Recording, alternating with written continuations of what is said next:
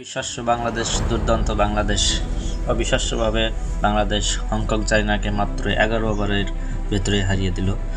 167 রানের টার্গেট মাত্র 11 ওভারেই বাংলাদেশ সেটা পার করে গেছে। এই কৃতিত্বটা সম্পূর্ণ হাবিবুর রহমান সোহান, তার অনবদ্য এক সেঞ্চুরি, মাত্র 35 বলের সেঞ্চুরি, যেটা বাংলাদেশের ইতিহাসে সর্বোচ্চ সেরা একটি সেঞ্চুরি। এর আগে কেউ এত কম বলে সেঞ্চুরি করতে পারেনি।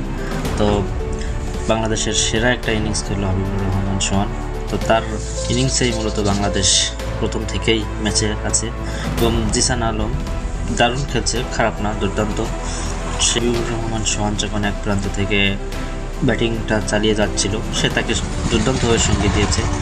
অবশেষে জিসান আলম 14 বলে 20 রানের একটি ইনিংস খেলে আউট হয় জাওয়াদ আবরার নামে। জাওয়াদ আবরারও যথেষ্ট একটা ভালো ব্যাটার, কিন্তু আনফর্চুনেটলি সে সুইপ আউট হয়ে যায়।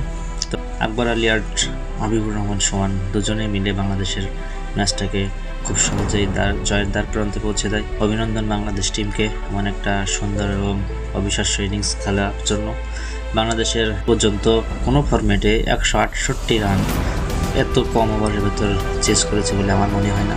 অভিনন্দন। আর এই প্লেয়ারটাকে যত্ন নেওয়া উচিত, হাবিবুর রহমান সোহান, এই প্লেয়ারটাকে অবশ্যই যত্ন নেওয়া উচিত। কারণ বাংলাদেশ এমন নক্ষত্র অনেক জন্মে, কিন্তু যত্ন নেওয়ার অভাবে এক সময় তারা হারিয়ে যায়। প্লেয়ারটাকে যত্ন নিতে হবে প্রপারভাবে, বিসিবি। তো অভিনন্দন বাংলাদেশ দলকে এবং বাংলাদেশ ক্রিকেট টিমকে।